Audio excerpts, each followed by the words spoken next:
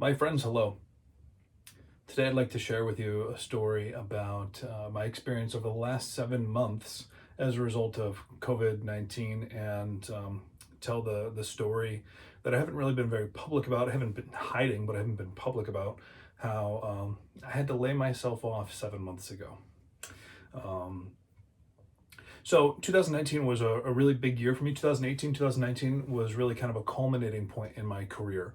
I had finished 2 graduate degrees, and at the end of 2019, I was honored at a North American convention as a global award for being the number one corporate trainer in the world from Dale Carnegie, which was a really big honor, something that I had kind of sought to achieve, but didn't know that it was necessarily going to be realistic or attainable. There's about 3,000 Dale Carnegie trainers around the world, so I knew it was going to be a pretty tall order, and I had just gotten that.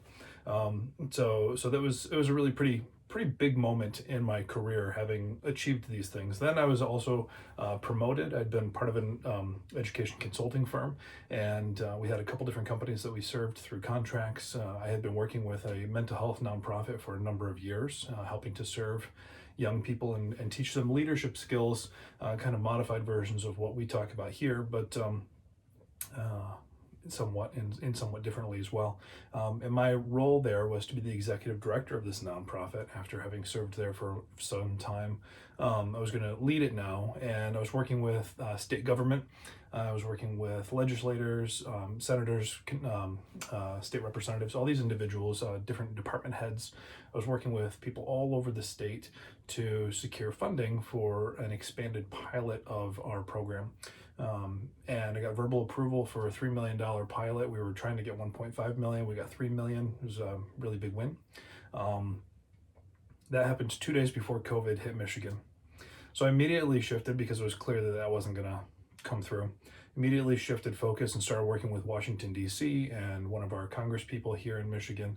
And I started to do the really heavy lift of trying to get money included in the CARES Act to support the nonprofit and the work. We shifted the work slightly, and I changed the programming format so that we could serve more people, and we were able to secure another $3 million that replaced the 3 million that we weren't going to get from the state. So it was really just a series of tremendous wins. We included that $3 million was in the CARES Act. The congressperson went on the news talking about it. She was very proud of the work that we were going to be able to do. It was a huge moment in my career. And then the money took forever to come. And then I got stuck in a State Department, and all the other funding dried up. And I was watching as the bank account dwindled and dwindled, and I knew the direction it was going, and I was planning accordingly since the beginning of COVID, just in case.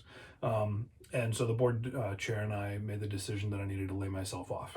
At first, it was going to be a temporary layoff and kind of indefinite. We didn't know the return point, and then it became clear that there wasn't going to be a return point anytime soon. And it was a really dizzying experience. I had been working for 19 years. I worked, through the recession without a hiccup. I mean, I've been very fortunate, very blessed in my life.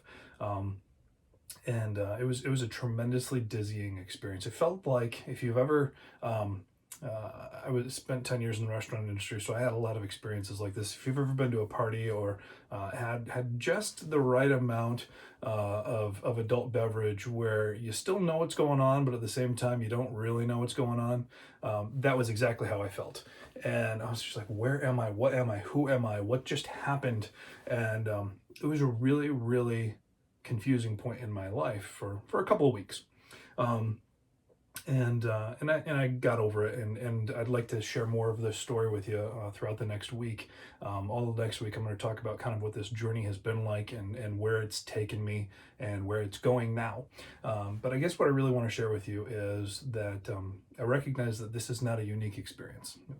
As I'm on LinkedIn and I see people I went to college with and people that I've known in industry for years and years, and everyone's got the little green thing that says open to work.